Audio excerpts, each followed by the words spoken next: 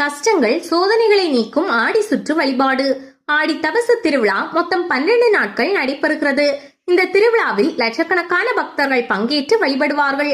பக்தர்கள் வழிபாட்டில் மிகவும் முக்கியமானது ஆடி சுற்று.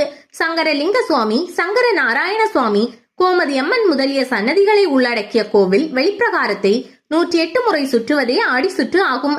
சங்கரன் கோவில், கோமதி அம்மன் கோவிலில் ஆடி தபசு கொடி ஏறிய பின் ஆடி சுற்று என்னும் பெயரில் பக்தர்கள் கோவிலை 101, 501, 1001 என்ற எண்ணிக்கையுடன் சுற்றி நேர்ச்சை செலுத்துவார்கள்.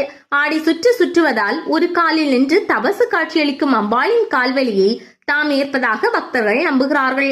அம்பாளும் இப்படி தனது கால்வலியை ஏற்கும் பக்தர்களின் வாழ்க்கையில் ஏற்படும் கஷ்டங்களையும் சோதனைகளையும் அகற்றுகிறாள். பக்தர்கள் தங்களின் பல்வேறு வேண்டுதல்களை மனதில் வைத்து கோமதி அம்மனை வேண்டி ஆடி சுற்று செல்கிறார்கள். மாணவ மாணவிகள், வாலிபர்கள், கன்னிப்பெண்கள், வயதான ஆண் பெண் என அனைத்து வயதினரும் ஆடி சுற்று சுற்றுகிறார்கள்.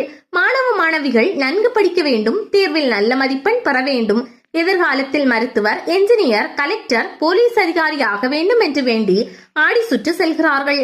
கன்னி பெண்கள் தனக்கு நல்ல கணவன் அமைய வேண்டும், நல்ல வாழ்க்கை அமைய வேண்டும், குழந்தை பேறு வேண்டும் என பல வேண்டுதல்களை மனதில் வைத்து ஆடி சுற்று செல்கின்றனர். இதேபோல் வாலிபர்கள் தங்களுக்கு வேலை வாய்ப்பு கிடைக்க வேண்டும் என வேண்டி ஆடி சுற்று செல்கின்றனர்.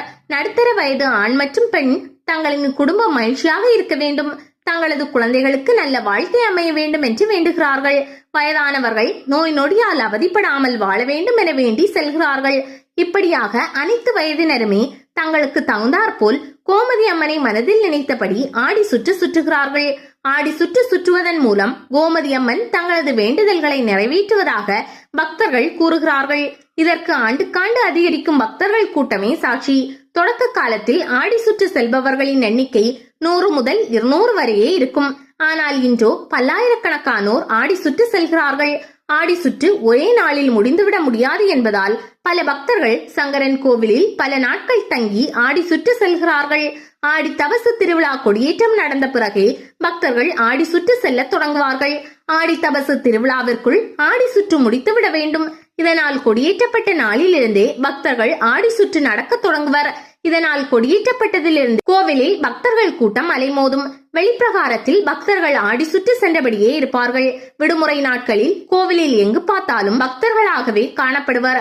ஆடி சுற்று செல்லும் பக்தர்களின் நியாயமான அனைத்து வேண்டுதல்களையும் கோமதி அம்மன் நிறைவேற்றுவதாக ஐதீகம்.